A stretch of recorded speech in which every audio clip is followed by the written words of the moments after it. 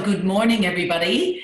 My name is G. Fletcher, and I would like to welcome you to this morning's webinar. We are so grateful to have Dr. Shaun McKee, who has given up her time from America. So a little bit about Dr. Shaun Weaver. She's a double board certified neuroradiologist. Now, I know that this is a really big thing, so we're going to delve into this as well. It's just not a normal radiologist. She's been a former chief of neuroradiology at the USAF. I'm intrigued by this. 2 times Ironman, triathlete and ultra marathon. And she's also a mom of 2 teenage boys who are 15 and 16, is that right? And then she's also a wife, married to Dr. John Day. He's a gastroenterologist. And I had the pleasure of meeting them both when we were over in the Bahamas, and it was an absolute pleasure. You are such beautiful, amazing people. And yeah, look, I would love to, for those of you that don't know me, my name is G. Fletcher. I am Irish, but I live on the Sunshine Coast. And I'm married, got 2 kids, and I've been now with LifeVantage for the past 2.5 years. And I'm as passionate today as I was. I'm probably more passionate today than I was even when I first started. So I would love to just, Dr. Shaun, if I could just maybe ask you just to share a little bit about maybe your medical history, like neuroradiology. What does that do? I can't imagine that if I got referred to that it would be good news. Right. I always tell people that you never want to need my services, because that means there's something wrong with your brain or your spine, and it's creating enough problems that, you know, your doctor thinks there may be something wrong inside your skull, or at least along the spinal cord. And obviously that's the center of, you know, everything we do. It emanates from signals that arise from the brain and travel through the spinal cord. So yes, you definitely don't want to need my services. I came to this specialty because in medical school, all of the answers were found in the radiology department. Whenever we would go on rounds, you know, we would meet up at the patient's bedside, and we would, you know, we would basically give the attending physician various points of data. And then when we came to an impasse where we didn't really have any more data, we all went down to the radiology department together en masse and found the answers. So I likened it to kind of like the Sherlock Holmes of doctoring. You know, we were the doctor's doctor. And of course, the brain has always fascinated me. It's such an incredibly beautifully complex organ. And I really, truly think that it's the best job in the world among jobs. I love it. Okay, so I'm just really curious, did you understand or know anything about oxidative stress, or did you actually get taught anything about the impact of oxidative stress on the brain when you were at university? We definitely learned about free radicals, but I think that was more in cellular biology, cell biology in the early parts of medical school and the training that went on before medical school. And it really wasn't brought up at all in clinical practice. You know, we do medical school with the first 2 years with kind of books and courses, and the second 2 years are rounds and externships. And none of those patient-centered encounters ever mentioned oxidative stress or even free radicals. Wow. Okay. So how did you become aware of it? Was it from a personal point of view? I'd love to hear your story about how you became aware of oxidative stress. Well, I'm an athlete, and I have, as you mentioned, run several Ironman triathlon, a couple of ultra marathons. Used to do a CrossFit class, and I had a coach that whenever I would do the 6 a.m. CrossFit class, I would go and run, 15 miles afterwards before work. And my coach called me the oxidizer, and I used to laugh, and I used to kind of wear it as a badge of honor. And then I really started to think about it, and I was like, wait, oxidation really means rusting. I mean, it's corrosion, it's decay. it's not a good thing. And I started to put 2 and 2 together, because I used to call myself the sickest, healthiest person I knew. And then I would literally correct myself and go, or is it the healthiest sick person I know? I could never decide, because I was super fit. And yet I was always catching whatever cold was going around. I was always, fighting off something, because I was pushing my body really hard all the time. And I really hadn't learned the beauty of, this cyclical, give your body some rest. I just kind of, as I used to put it, burned the candle at all 12 ends. And so I felt like I was oxidizing. And so when he called me that, I laughed it off. But then he did mention to me, something that he had found that was all natural. And he mentioned it fought free radicals. And I was like, I don't want to hear about it, because I'm already seeing a naturopathic physician, or actually she's an osteopathic physician, but natural alternative minded, we call it integrative medicine here. And she hadn't put me on a number of supplements. And I was literally like, I don't want to hear about your thing for free radicals, because I'm already taking all the best things. And I frankly don't want to take another pill. But when I went back to see her 6 months after taking 28 pills a day that she had recommended, 2 were thyroid hormones. There was thyroid and testosterone, but the rest were just natural supplements.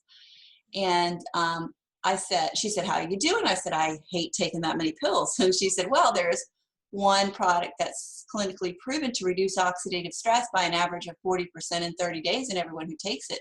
And they have real peer-reviewed published studies done by major medical schools. So my husband and I both take it. This is her. And I'm literally, my jaw's on the ground, because I'm like, wait, this sounds familiar. And once she said oxidative stress, reducing it by almost half, I was all in, because, I'd had this whole experience with my coach calling me the oxidizer. So it was on the forefront of my brain. And I knew I was going to take that product for the rest of my life. And what did you think once you started taking it? What were some of the effects? What did you start noticing from maybe an athletic point of view, and also from a health perspective? What were kind of some of the changes that you started feeling?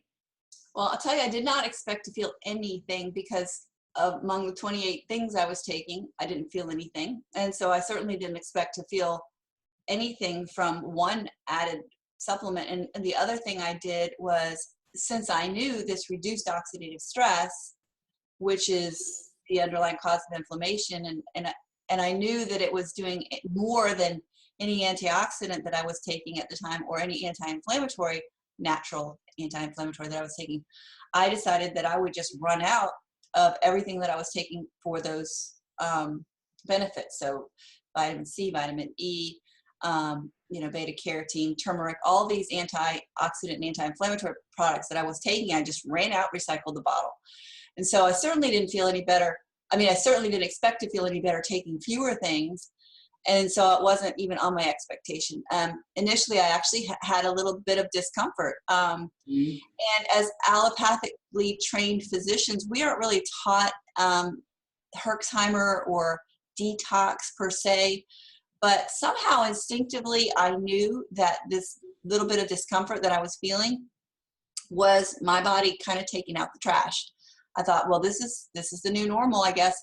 And whatever it was mild. Everything was mild, but it was new, And I thought, well, I can put up with this, because I know oxidative stress is bad, and I know I have too much of it, and I want less of it. So I actually thought I was going to be feeling this way forever, and I was okay with it. But luckily, it only lasted 3.5 weeks.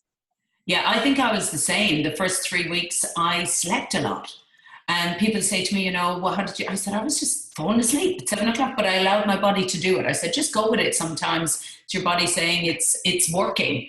So when did you hear about NRF2 then, this NRF2 from this? Did you then start investigating, like, what is in this, and who told you about NRF2? And yeah, can you explain to us from a neurological, how long have you known about this? Like, when did you get introduced to Protandim? And well, it was after I started taking it. Of course, I went to PubMed, which is the National Institute of Health National Library of Medicine repository for top-tier peer-reviewed published studies. Not all peer-reviewed published studies are listed on PubMed.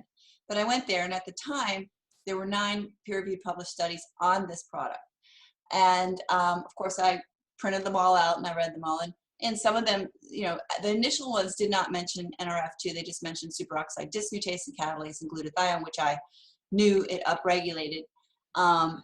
And then I started to see they were talking about NRF2 and the therapeutic potential of NRF2 activation. And I was like, wow, this is really interesting.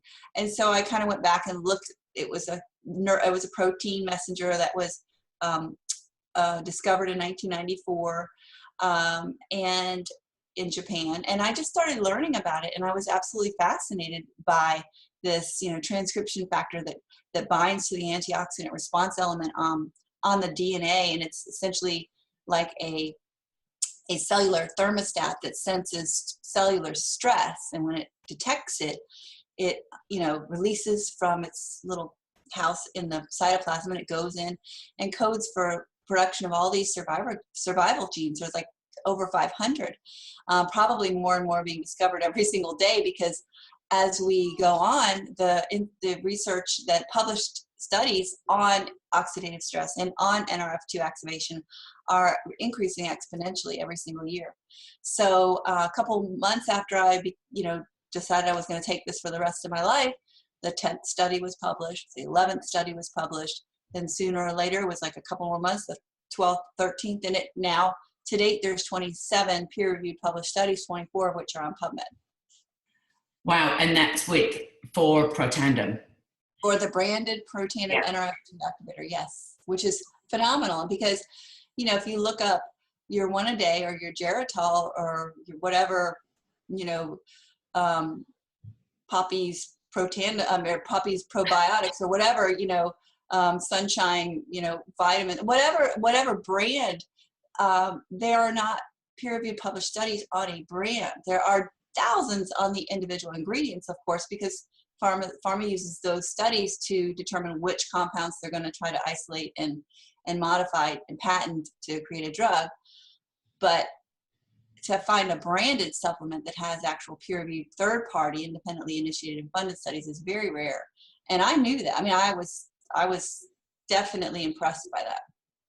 So I know when I often say this to some people and they don't understand the importance of PubMed and actually getting a paper on PubMed, like that's, because some of them are, done by mice, studies and things like that. Like it's really hard, isn't it, to actually get a paper? So to actually have 24 published but 27 on there is a huge feat for this one little product, this all natural product.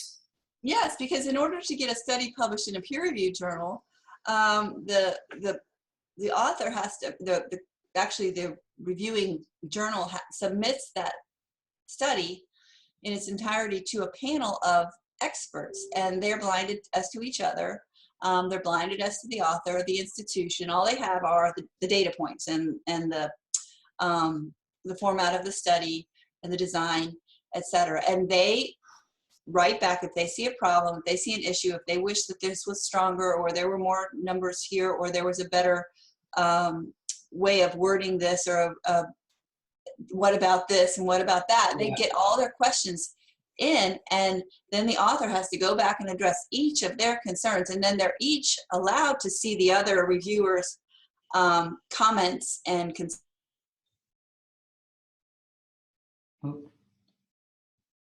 Peer C will pick up something they said, further develop it, so that it takes years for sometimes publish a study that's submitted for publication to pass the peer review process and be published.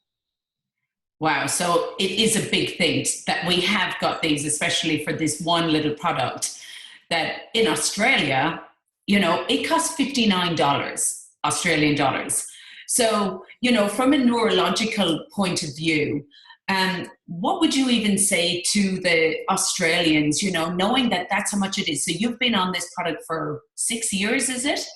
Plus, yes. 6 years plus. And you've already decided that you're staying on this for the rest of your life, whether you feel it or not. Because we have lots of people that say, well, I'm going to give it 3 months, and if I don't feel incredible, I'm going to come off it, And we're like, you may not feel it. Everybody's oxidative stress gets reduced, even in animals. That's right. Oxidative stress is not something you feel any more than, the neurotransmitter going from the end of an axon to the next neuron. You don't feel that. You don't feel cancer cells dividing. You don't feel your cholesterol number. You don't feel your, so, if things get really out of alignment, out of balance, then there may be symptoms that develop that you feel, but you don't feel cellular processes. So the fact that your oxidative stress comes down is not something that's palpable. However, because oxidative stress is linked to several things, thousands of things, like whether you sleep well, whether you have, agitation or irritation, or whether you have aches and pains, or whether you, I don't know, have irritable skin or whatever. Once that oxidative stress comes down, again, you've got to give your body several months, because it took you decades probably to get in the quote unquote shape you're in. You've got to give your body months at least to undo the damage and repair the damage and rejuvenate. And so once you get this balance down to a level where the things that have started to go wrong can be substantially repaired and undone, then you may be able to put your finger on 2 to 10 things that are different and hopefully better.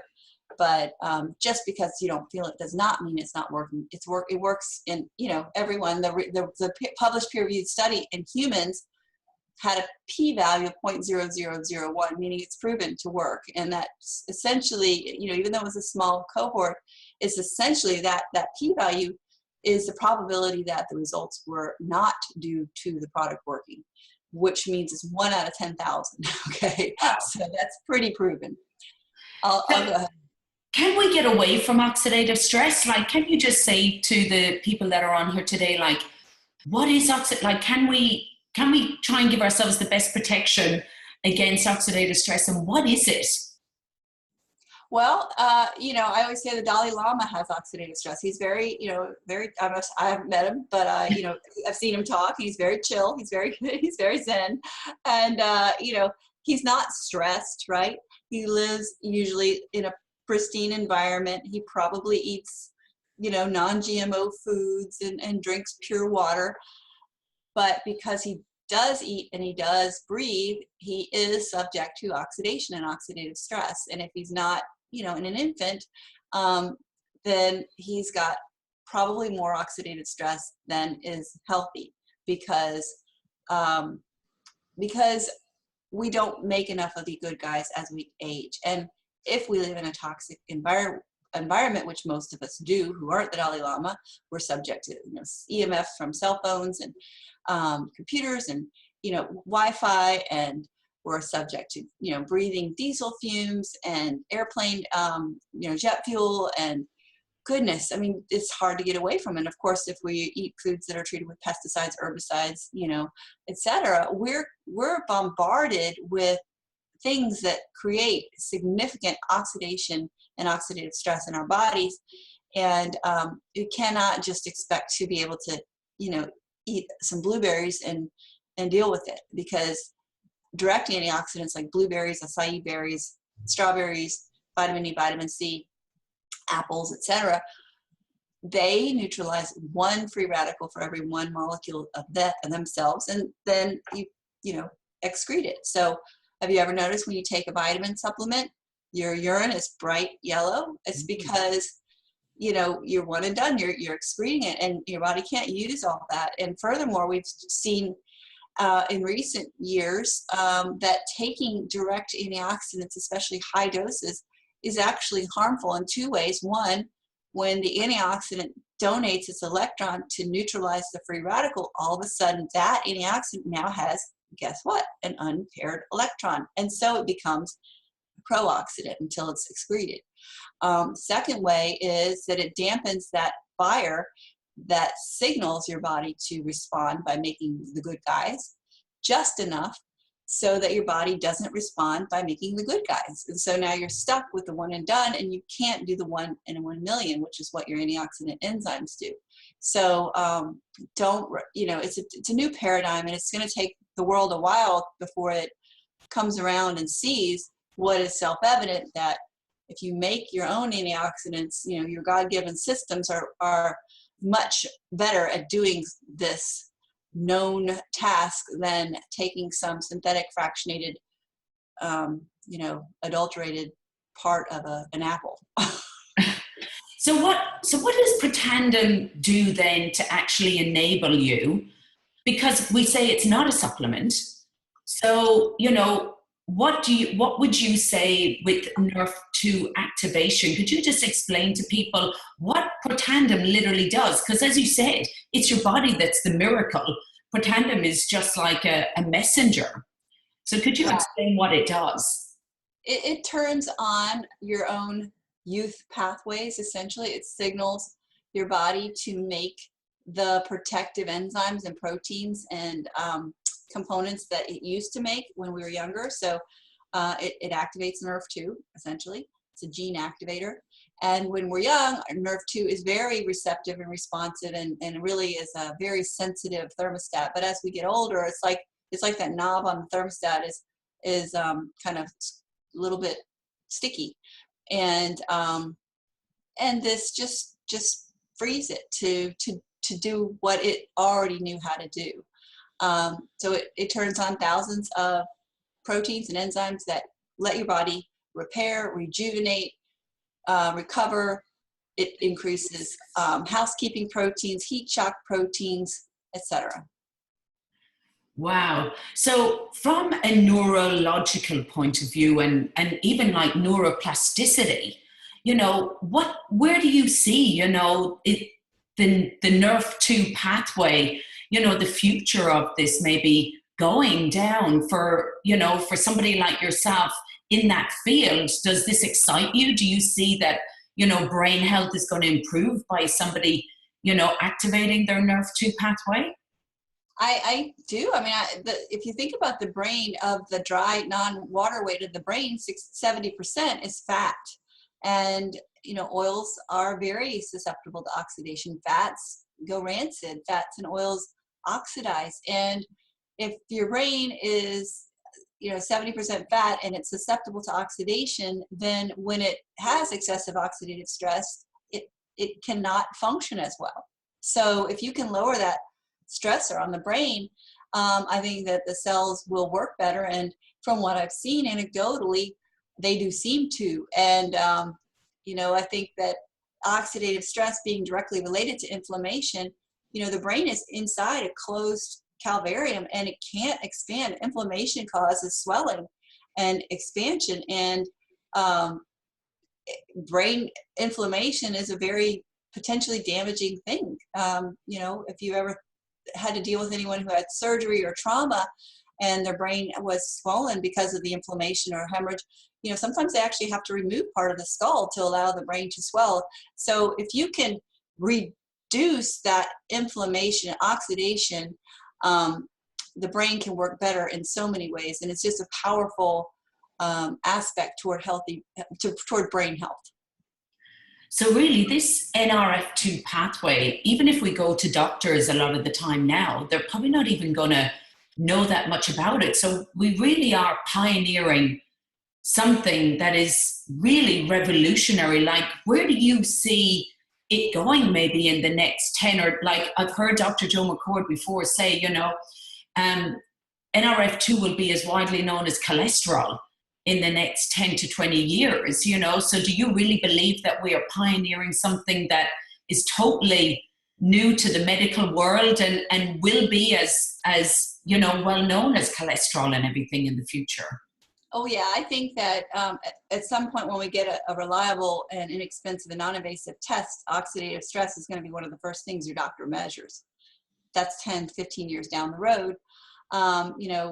At first, right, we are pioneers, and so it's going to be vehemently opposed, and then it will be, eventually begrudgingly accepted, and then ultimately it's going to be, self-evident, because, why wouldn't you address oxidative stress first? It's the root cause of everything that goes wrong. And as soon as they've come up with that test that will reliably measure oxidative stress, that's going to be the standard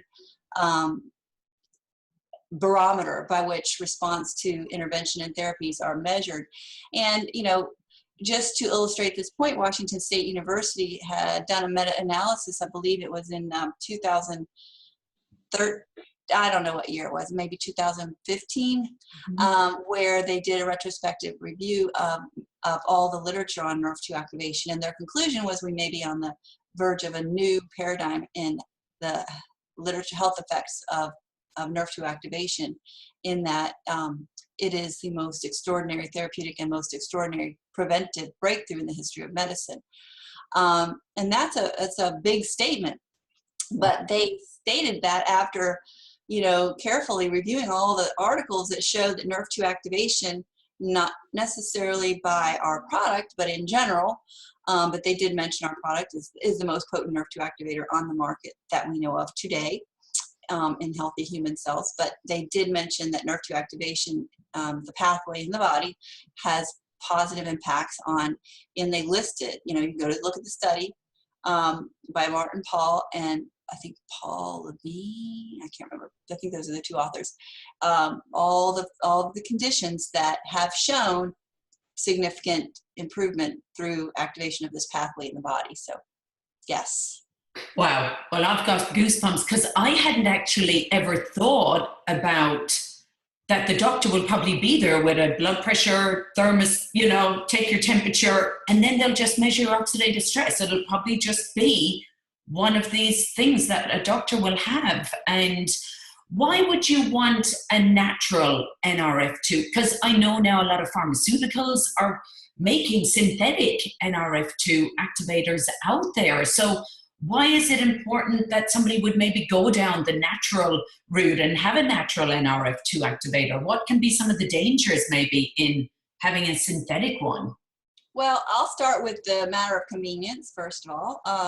To have to make an appointment and go in and see a physician, be diagnosed with a particular condition that allows the prescription and insurance reimbursement of a pharmaceutical therapy is one hurdle that you would have to go through.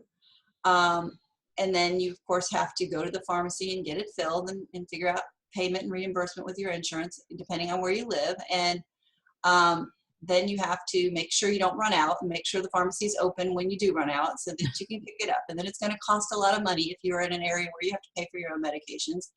And every single medication being synthetic has what's called an LD50, which is the dose at which 50% of the rodents or subjects died. So because the body is not meant to has a limited capacity to detoxify from all of the foreign compounds, and so it needs to break them down. And of course, drugs all interact with other drugs and affect various metabolic pathways and metabolic pathways. And so there's a whole bunch of things to consider when you go the synthetic and pharmaceutical route, versus if you can accomplish the same thing through nature. Obviously our bodies are better or are equipped to handle things. Obviously things in nature can be toxic, of course, but that's the beauty of Protandim. It's 5 herbs that have been used in human health for centuries at such incredibly low doses. The power is in the synergy of the 5 herbs together that activate these pathways. The individual ingredients are minuscule. It's got 75 milligrams of turmeric. I mean, if you're going to take a turmeric supplement, you're probably going to take anywhere from 500 to 2,000 milligrams, which can have all kinds of upset stomach issues, bleeding issues, etc. So the beauty of the synergy of Protandim is that you're taking such small amounts of each of the individual ingredients that usually there's no direct untoward effect due to the individual ingredients, and what you have left is the beauty of the synergy to activate your body's healing pathways and let the body kind of take from there. Fantastic. That's a great analogy. And I know they have got some synthetics out at the moment, and they cost like $50,000 a year, as opposed to our $59 a month. So I know what I would rather put in my body. I'm going to stop the recording and just thank you so much. And I'll just see, is there any other questions that anyone might have? And I just want to thank you so much for coming on today.